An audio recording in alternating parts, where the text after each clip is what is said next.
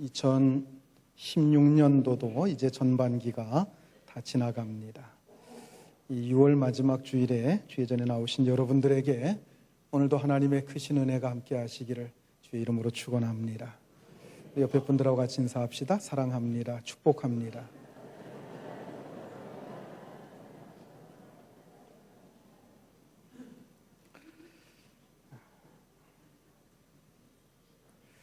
영적인 세계에 대한 진리를 이해한다고 하는 것은 그렇게 쉬운 일이 아닙니다.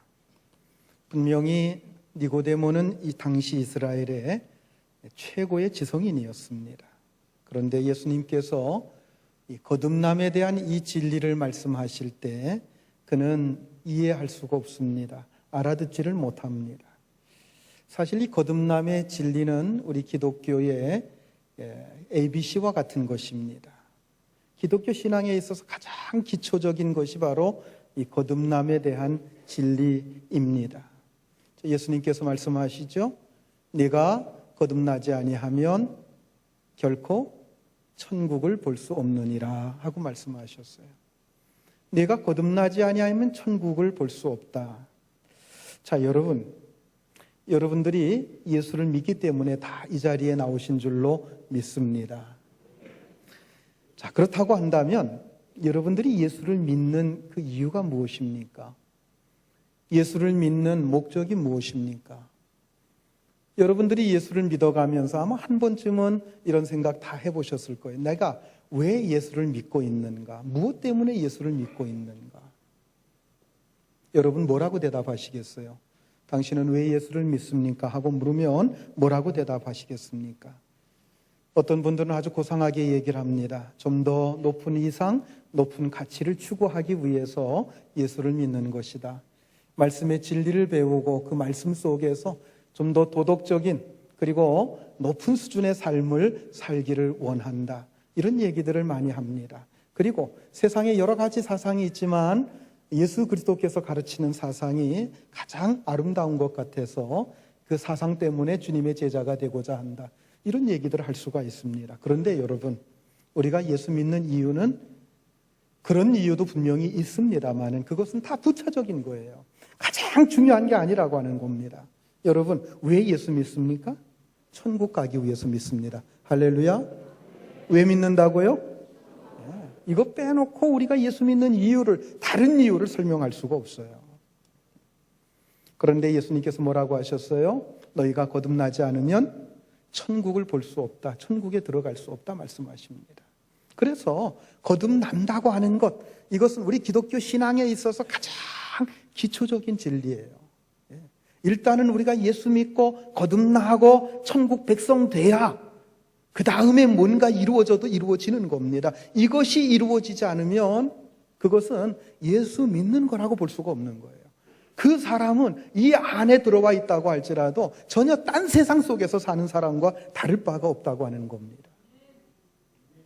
자, 그런데 이런 기초적인 진리에 대해서 지금 이스라엘의 최고 지성인이라고 하는 니고데모가 도무지 예수님의 이 말씀이 무슨 말씀을 하시는지 이해를 하지 못하고 있다고 하는 것입니다.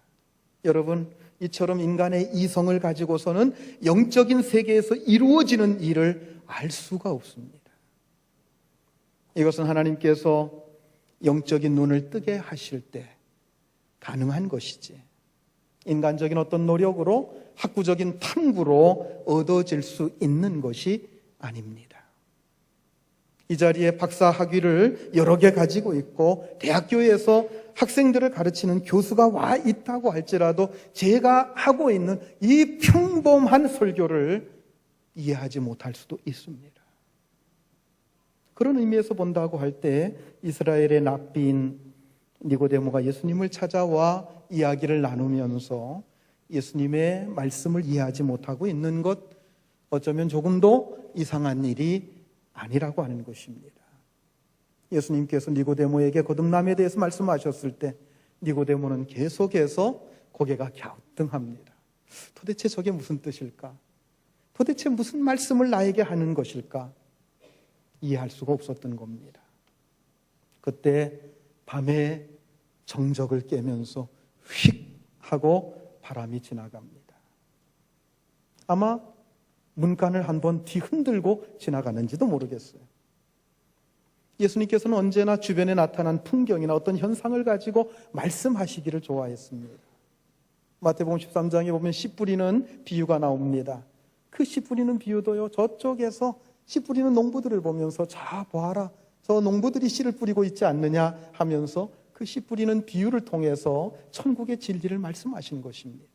때로는 고기 잡는 어부를 보시면서 어부를 통해서 고기 잡는 그 일을 통해서 천국의 진리를 말씀하셨습니다. 바로 다음 장인 요한복음 4장으로 가보면 예수님께서 사마리아 지역 수가성이라고 하는 그 지역 마을 밖에 있는 우물가에 계시다가 그곳에서 한 여인과 만나서 대화를 나누게 됩니다. 그런데 무엇을 소재로 해서 대화를 나눕니까? 소재는 물이었습니다.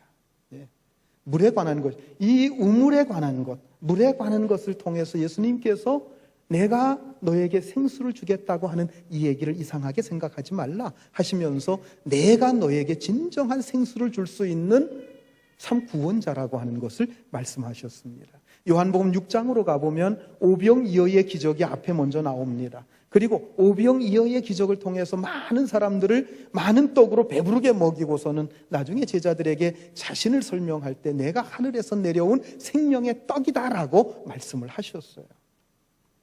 요한복음 10장으로 가보면 양과 목자의 비유를 통해서 하나님과 우리의 관계를 또 설명을 해 주십니다. 그때에도 양치는 목자들을 보면서 그 말씀을 제자들에게 하시는 겁니다. 이렇게 예수님께서는 가깝고 친근한 것에서 소재를 삼아서 하나님의 진리를 설명하셨습니다. 그래서 우리는 그 심오한 진리를 쉽게 이해할 수 있도록 만들어 주시는 것입니다. 예수님께서 비유로 말씀하시는 이유들이 다 그거예요. 천국에 대한 설명을 그대로 설명을 하면 잘 이해를 못하게 되기 때문에 예수님께서 우리가 흔히 느낄 수 있는 것, 경험할 수 있는 그러한 우리 주변의 일상의 일들을 통해서 진리를 설명해 주시는 겁니다. 예수님께서 지금도 니고데모에게 이 바람 소리를 들으시면서 거듭난다고 하는 것이 무엇인지를 설명하십니다. 오늘 본문 8절 말씀 같이 읽겠습니다. 바람이 임의로 불매 내가 그 소리는 들어도 어디서 와서 어디로 가는지 알지 못하나니 성령으로 난 사람도 다 그러하니라. 자, 여러분, 이 말씀하시는 예수님의 모습을 여러분 한번 상상을 해보시길 바랍니다. 자, 니고데모 선생 한번 보시오. 지금 바람 소리가 들리지 않소? 분명히 바람 소리가 우리의 귓가를 때리면서 바람 소리가 들려왔습니다. 성령으로 거듭난 사람은 마치 저 지나가는 바람 소리와 같은 것이요. 그러나 아직도 또 니고데모는 예수님의 말씀을 알아들을 수가 없습니다. 그래서 9절에서 이렇게 얘기하죠. 9절 봅니다. 니고데모가 대답하여 이르되 어찌 그러한 일이 있을 수 있나이까. 여러분, 바람에는 두 가지 성격이 있는 것을 예수님께서는 이 비유를 통해서 말씀하시고자 하십니다. 한 가지는 뭡니까? 바람의 신비성이고 또 한 가지는 바람의 사실성입니다. 바람이라는 것은 신비로운 면을 가지고 있습니다. 바람이 어디서 어떻게 생겨나서 어디로 불며 또 어떻게 소멸되는지 그 당시 사람들로서는 도무지 추적할 수 없는 자연 현상이었습니다. 물론 오늘날에는 인공위성을 통해서 바람의 생성 과정, 진로, 그리고 어떻게 소멸이 되는지 다 추적이 가능합니다. 그래서 어쩌면 오늘날의 젊은이들이 이 말씀을 볼 때 이상하게 생각할 수도 있습니다. 그러나 지금 예수님께서는 이러한 과학적인 지식을 가지고 이 말씀을 논하자고 하는 게 아닙니다. 그 당시 사람들이 알고 있는 그 상식에 근거해서 지금 말씀을 하고 계신 겁니다. 바람은 참 신비로운 것이다. 어디서 와서 어디로 가는지 알지 못하는 것이 바람이다. 거듭난다고 하는 것도 이와 같다라고 말씀하십니다. 두 번째는 바람의 사실성입니다. 바람은 신비로운 존재입니다. 동시에 사실성을 가지고 있습니다. 아무리 작은 바람이 지나가도 우리는 느낄 수 있어요. 작은 바람. 선풍기를 제가 켜놨습니다만 여기도 보면 미풍, 약풍, 강풍 이렇게 돼 있어요. 미풍은 작은 바람이죠. 가벼운 바람, 그래도 느낄 수 있어요. 시원함을 느낍니다. 작은 바람이 불어도 촛불이 흔들립니다. 강풍이 불면 나무가 휘청거립니다. 예. 바람이 불 때 태극기가 흔들리고, 그리고 널어놓았던 빨랫감이 막 흔들립니다. 바람 소리가 들립니다. 분명히 바람에는 사실성을 가지고 있어요. 그러니까 거듭난 사람에게도 신비성이 있고, 또 한 가지 분명히 거듭났다고 하는 그 증거, 그 사실성이 있다고 하는 것입니다. 사랑하는 성도 여러분, 여러분 모두 물과 성령으로 거듭나신 것을 믿으십니까? 자신이 없으셔요? 여러분 거듭나신 것을 믿으십니까? 아마 대부분 거듭난 것을 여러분 인정하실 겁니다. 여러분들이 예수 믿고 내가 거듭나서 거룩한 하나님의 자녀가 됐다고 하는 것 여러분 믿으실 겁니다. 물론 이 중에서는 아직 그 사실이 니고데모처럼 믿어지지 않는 분들도 있을 것입니다. 우리가 이것을 믿었을 때에는 반드시 우리 속에는 삶의 변화라고 하는 사실적인 증거가 따라오게끔 되어 있다는 거예요. 그래서 이 시간에 먼저 이 거듭남의 이 두 가지 특성, 거듭남의 신비성과 거듭남의 사실성에 대해서 먼저 말씀을 드립니다. 자, 먼저 거듭남의 신비성입니다. 거듭남이라는 것은 너무나도 신비로운 사건입니다. 성령이 심은 말씀의 씨앗이, 복음의 씨앗이 싹이 나면서 우리가 하나님의 자녀로 태어나게 되는 거예요. 그러나 성령과 말씀이 우리 안에 어떻게 작용해서 어떻게 그처럼 놀랍고 신비스러운 일이 일어나는지 우리는 제대로 설명을 못해요. 어떻게 해서 그런 과정들이 생겨나는지 잘 이해를 하지 못합니다. 그것은 우리 하나님만이 알고 있는 신비로운 부분입니다. 지금부터 약 100여 년 전에 진화론을 발표해서 기독교에 엄청난 해를 끼쳤던 찰스 다윈이라고 하는 분이 있습니다. 잘 아시죠? 찰스 다윈의 진화론.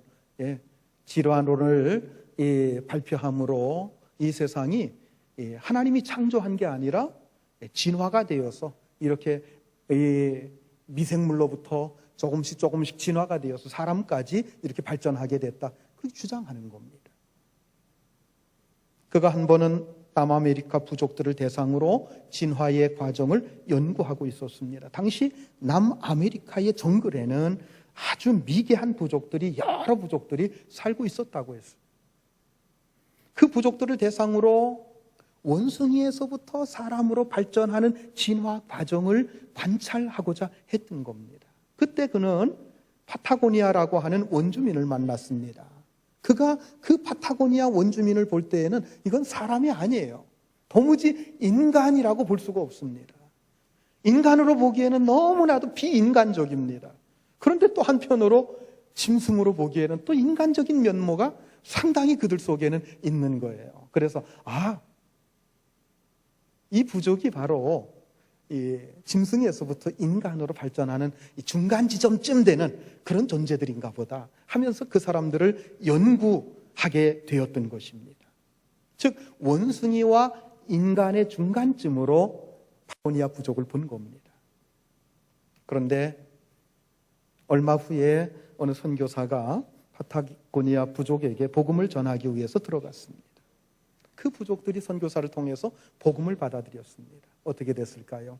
놀랍게 변했습니다. 추장을 비롯해서 대부분의 사람들이 중생을 체험합니다. 여러분, 중생이 뭐예요? 거듭남이 중생이에요.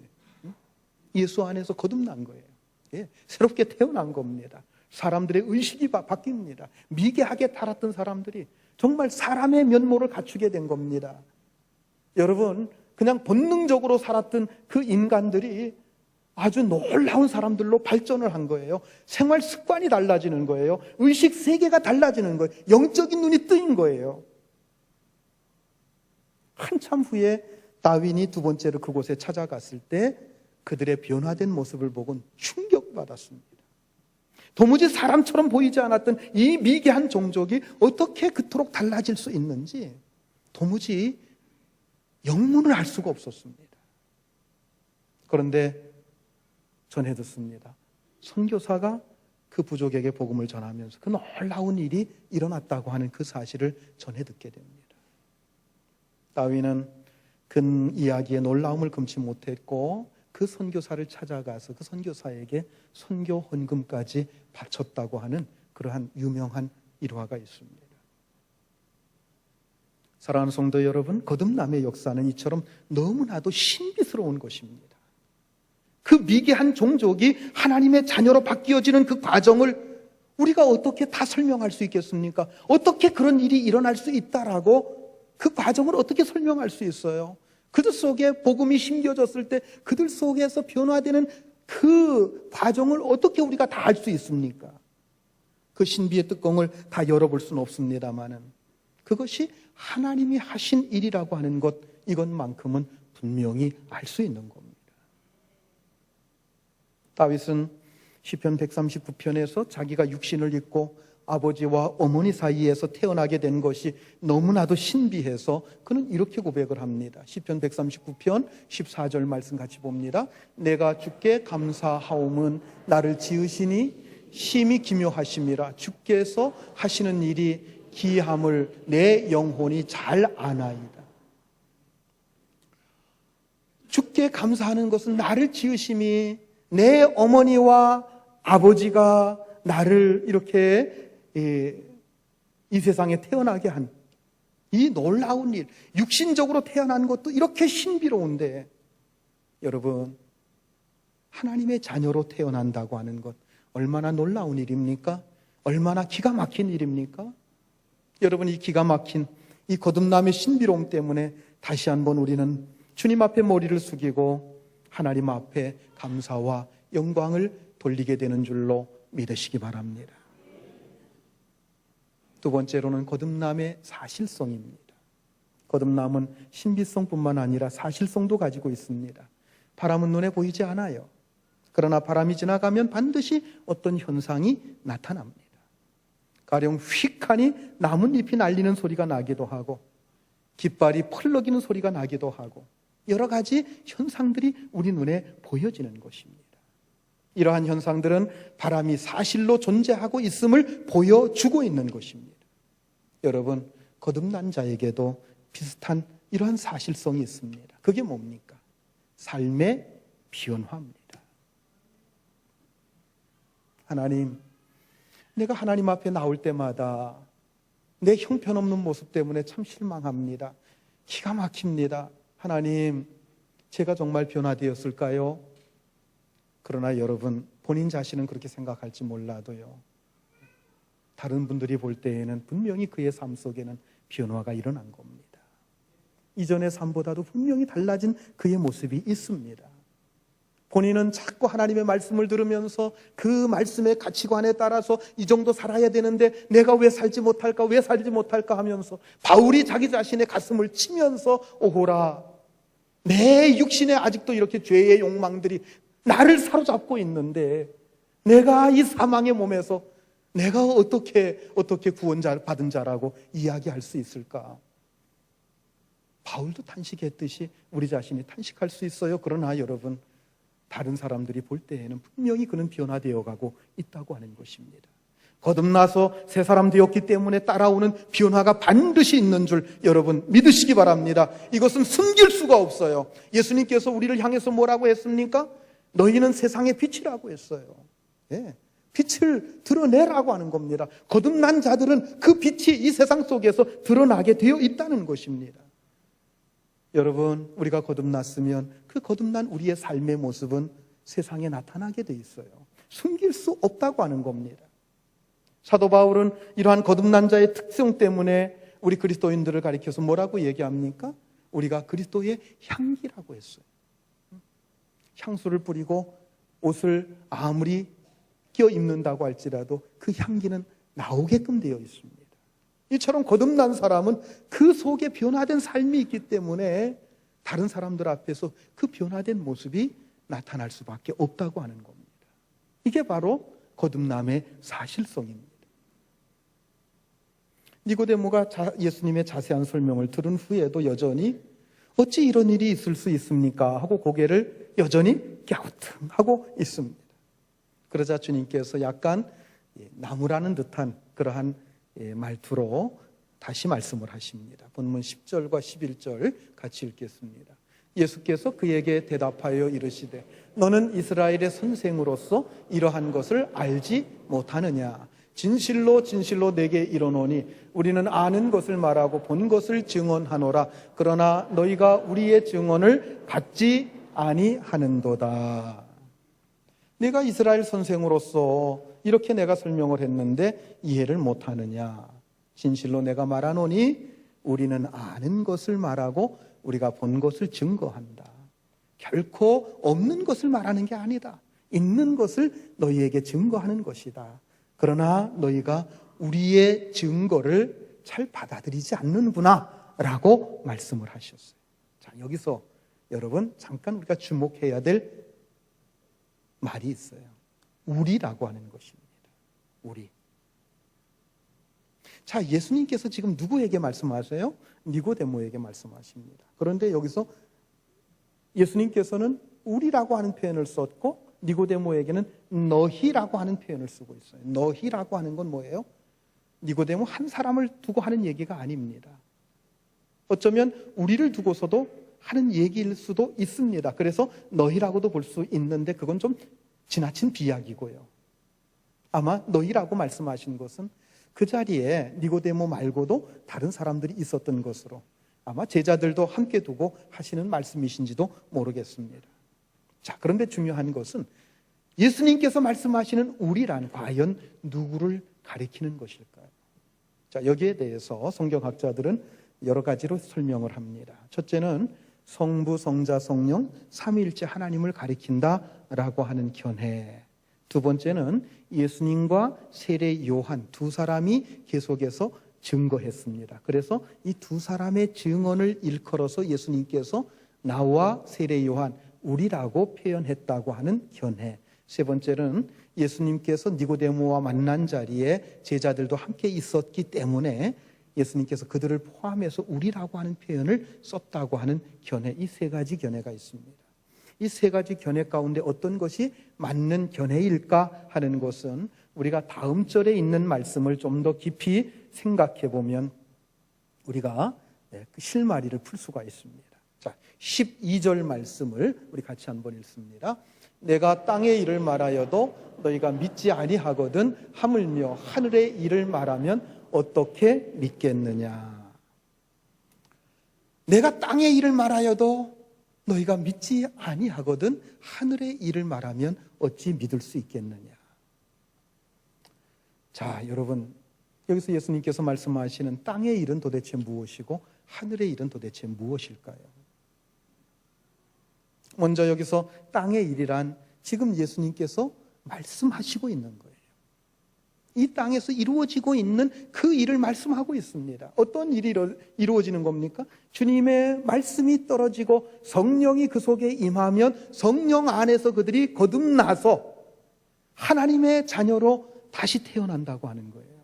그리고 그 속에 하나님의 성품이 심겨져서 하나님의 사람으로 바뀌어진다고 하는 바로 이 변화의 거듭남의 이 일을 가리켜서 뭐라고 얘기하십니까? 땅의 일이라고 말씀하고 있는 것입니다.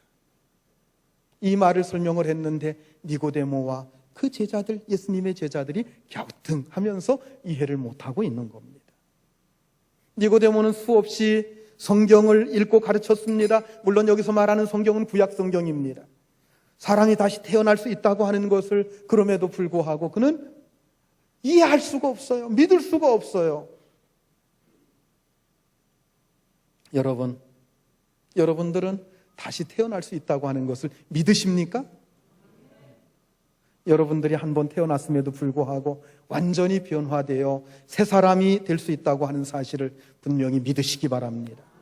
도저히 불가능한 것처럼 보이는 답답한 사람도 하나님의 능력에 의해서 전혀 새로운 피조물로 변화될 수 있다고 하는 사실을 여러분 분명히 믿으시기 바랍니다. 파타고니아 원주민도 변화되었듯이 세상의 그 어떤 사람도 그 어떤 흉악범도 변화될 수 있는 줄 믿으시기 바랍니다.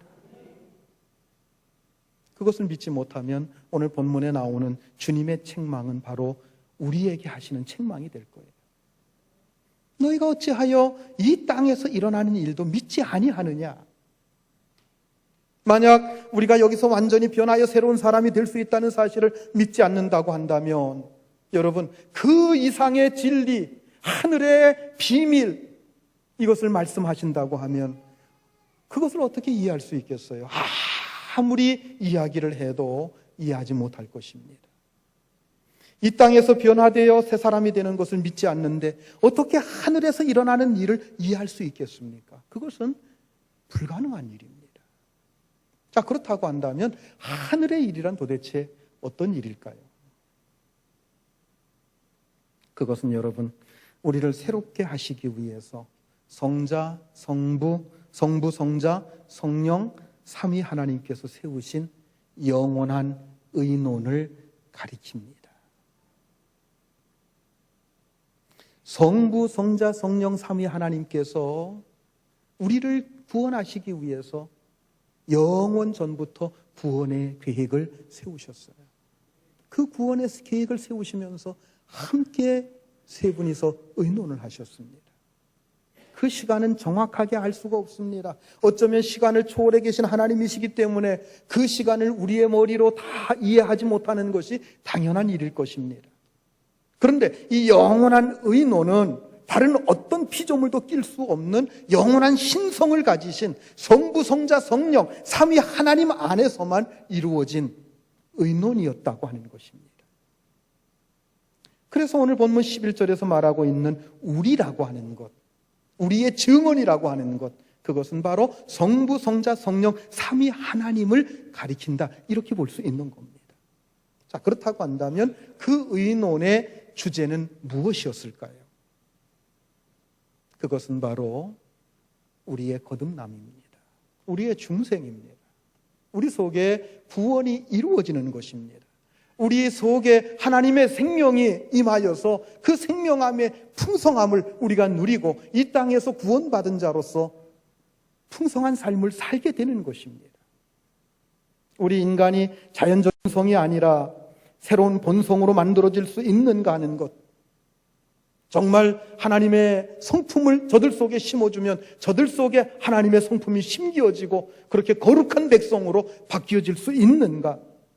이것이 바로 하나님의 영원한 회의의 주제였습니다. 우리 안에 하나님의 성품을 심으시는 것이 하나님께서 영원 전부터 우리를 향해 가지고 계신 하나님의 구원의 계획입니다. 이것을 위해서 영원 전에 삼위 하나님께서 의논하신 것입니다. 그런데 이 땅에서 내가 변하여 새 사람이 될 수 있다는 것을 믿지 못하는 사람이 어떻게 이것을 주제로 영원 전에 삼위 하나님 사이에서 의논이 있었다고 하는 그 사실을 믿을 수 있겠습니까? 대부분의 사람들은 그저 눈에 보이는 것밖에는 믿으려고 하지 않습니다.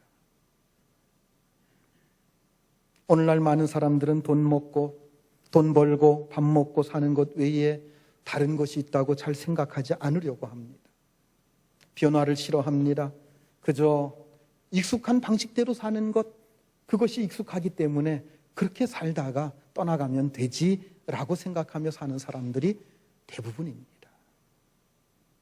그런 사람들에게 하나님의 영원한 의논에 대해서 말하는 것, 여러분, 이것은 마치 돼지에게 진주를 던져주는 것과 다를 바가 없습니다. 돼지는 그저 먹는 걸 주어야 좋아할 뿐이죠. 진주 같은 거 좋아하지 않아요. 진주 주어도 다이아몬드 주어도 아마 발로 짓밟아버리고 말 것입니다. 본문 13절 말씀 같이 읽겠습니다. 13절입니다. 하늘에서 내려온 자 곧 인자 외에는 하늘에 올라갈 자가 없느니라. 하늘에서 내려온 자, 누구를 가리킵니까? 예수님을 가리키는 거예요. 예수님께서는 하늘에서 내려오신 분이십니다. 바로 그 영원한 회의에 참가하셨던 바로 그 주인공이십니다. 그분이 말씀하시는 것, 그것이 바로 복음입니다. 하나님의 놀라운 구원의 계획입니다. 오늘 우리가 듣고 있는 이 복음은 이 세상을 살아가는 방법, 처세술에 관한 것이 아닙니다. 이 세상에 사는 사람들이 어떻게 서로 해치지 않고 사이좋게 지내느냐, 화평하게 지내느냐, 이 세상에서 어떻게 하면 좀 성공적인 삶을 살 수 있느냐, 그것에 대한 가르침이 아닙니다. 여러분, 복음은 하늘에서 내려오신 그분이 친히 하신 말씀입니다. 그것이 무엇입니까? 하나님의 영원하신 구원의 계획에 대한 말씀입니다. 성자 하나님이신 예수 그리스도께서 성부, 성자, 성령 삼위 하나님께서 영원 전에 의논하시고 계획하셨던 그 구원 사역을 이루시기 위해서 이 땅에 친히 오셨습니다. 그리고 그것을 온전히 자신의 삶을 통해서 이루어 가셨습니다. 하늘에서 내려온 분 외에는 어느 누구도 이것을 알지 못합니다. 그리고 그분만이 다시 하늘로 올라가실 분이십니다. 그분은 십자가에 달리시고 부활하심으로 그 영광의 자리로 다시 올라가실 분이십니다. 그래서 예수님께서는 본문 14절 15절에서 다시 이렇게 말씀하십니다. 14, 15절 같이 봅니다. 모세가 광야에서 뱀을 든 것 같이 인자도 들려야 하리니 이는 그를 믿는 자마다 영생을 얻게 하려 하심이니라. 모세가 광야에서 뱀을 든 것 같이 인자도 들려야 하리니, 자신이 들리게 된다. 들리게 된다. 높은 장대에 매달리게 된다. 십자가에 매달리게 된다.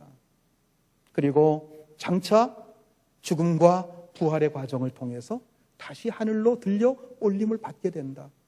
지금 이중적인 의미로 이 말씀을 지금 하고 계신 겁니다. 그를 믿는 자마다 영생을 얻게 하려 하심이니라.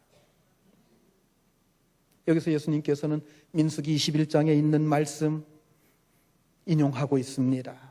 거기에 보면 이스라엘 백성들이 광야에서 먹는 음식 때문에 맨날 같은 음식만 먹잖아요. 여러분, 아무리 좋은 음식도요, 한 일주일쯤 똑같은 음식만 먹는다고 생각해 보십시오. 불평불만이 나올 수밖에 없어요. 그러니 만나만 먹고 사는 이스라엘 백성들이 이제는 먹는 게 지겨워졌어요. 그래서 먹는 것 때문에 불평하고, 또 언제까지 이 광야길을 걸어가야 되느냐, 길 때문에 불평을 했어요. 그래서 하나님을 원망하고 모세를 원망하고, 그러자 하나님께서 이 불뱀을 보내서 물려 죽게 했습니다. 수많은 백성들이 죽어갑니다. 하나님께 모세가 기도합니다. 하나님께 기도했을 때 하나님께서 높은 장대에다가 구리뱀을 매달아라. 그 구리뱀을 쳐다보는 자는 살게 될 것이다. 실제로 그 구리뱀을 쳐다본 자들은 다 고침받고 살아났습니다. 그런데 죽은 사람들이 있어요. 장막 안에서 구리뱀을 쳐다보라고 외치는 소리가 들립니다. 이 병이 구리뱀 쳐다본다고 날 병이야? 그거 한다고 낫겠어? 구리뱀이 무슨 효능이 있다고? 여러분, 구리뱀의 효능이 있어서 고침받는 게 아니에요. 그것은 뭐예요? 하나님의 약속입니다. 쳐다보면 산다. 하나님의 약속이에요. 노뱀을 쳐다본 자들은 다 살아났습니다. 비과학적이라고 얘기하든 미신적이라고 얘기하든가 하는데, 어쨌든 하나님의 방법에 순종한 자들은 모두 다 살아났습니다. 예수님께서는 바로 이 사건과 연결시키면서 자신이 인간의 모든 죄를 짊어지시고 십자가에 높이 달리시게 될 것을 말씀하십니다. 광야에서 모세가 뱀을 든 것 같이 인자도 들려야 하리니 이는 저를 믿는 자마다 영생을 얻게 하려 하심이니라. 누구든지 십자가에 높이 달리신 예수 그리스도를 바라보기만 한다면 새로운 생명을 얻을 수 있다는 것. 즉 성령으로 새롭게 다시 태어나는 사건, 거듭남의 사건, 중생의 사건, 그것은 바로 예수 그리스도를 믿는 자에게, 그분을 바라보고 그분을 믿고 그분의 복음을 받아들이는 자들에게 일어나는 사건이라고 하는 것입니다. 그런데 왜 사람들이 이 생명을 얻기 위해서 예수님께 나오지 않습니까? 뱀에 물린 사람들에게 다른 것 필요하지 않습니다. 그저 장막에서 기어 나와서 높이 장대에 매달린 그 구리뱀, 놋뱀을 쳐다보기만 하면 모두 다 살 수 있었습니다. 그런데 왜 그들은 장막 안에서 죽어갔습니까? 그들의 고집 때문이었습니다. 자기가 죽어가면서도 하나님께 고개를 숙이고 싶지 않았기 때문입니다. 하나님보다도 더 높아지고 싶은 교만함이 결국은 그들을 죽게 한 것입니다. 사랑하는 성도 여러분, 오늘 우리가 새로 태어나기 위해서 가장 필요한 것이 뭔지 아십니까? 그것은 하나님 앞에서의 겸손입니다. 나는 지금 영적으로 죽어가고 있으며 하나님께서 베풀어 주신 그 방법 외에는 소망이 없다고 하는 것을 인정하는 것입니다. 그저 구경꾼처럼 구경해봐야 소용이 없습니다. 저기 십자가에 달린 저분이 바로 다른 사람이 아니라 바로 나 자신이라는 것을 인정해야 됩니다. 내가 내 죄 때문에 죽어야 될 저 자리에 우리 주님께서 대신 죽으셨음을 인정해야 됩니다. 입으로 시인해야 됩니다. 그렇지 않고 자존심 때문에 가만히 있으면 죽을 수밖에 없습니다. 그런데 여러분, 사람이 죽어가는데 무슨 자존심 따위가 필요합니까? 하나님 앞에서 자존심 세우려고 하지 마십시오. 자기 자신이 죽을 죄인이라고 하는 것을 분명히 시인하십시오. 나를 살리실 분은 나를 대신해서 십자가를 달치신 저분밖에 없다고 하는 것 바라보십시오. 우리가 우리의 입술로 그분만이 나의 구주이심을 시인하십시오. 그러면 여러분들의 심령 속에 새로운 하나님의 성품을 심어주실 것입니다. 바로 이것이 거듭남의 은혜인 것입니다. 오늘 이 자리에 참여한 성도 여러분들 가운데는 한 분도 빠짐없이 거듭남의 귀한 은혜를 경험하실 수 있기를 축원합니다. 거듭난 자에게 주시는 그 새로운 성품, 하나님의 거룩한 성품, 예수 그리스도의 장성한 분량에 이르기까지 여러분들의 성품이 발전해 갈 수 있기를 바랍니다.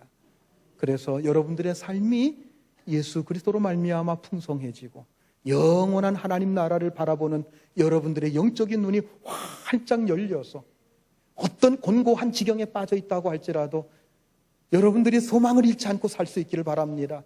그 새 생명의 그 축복 속에서 그것을 누리며 살 수 있기를 바랍니다.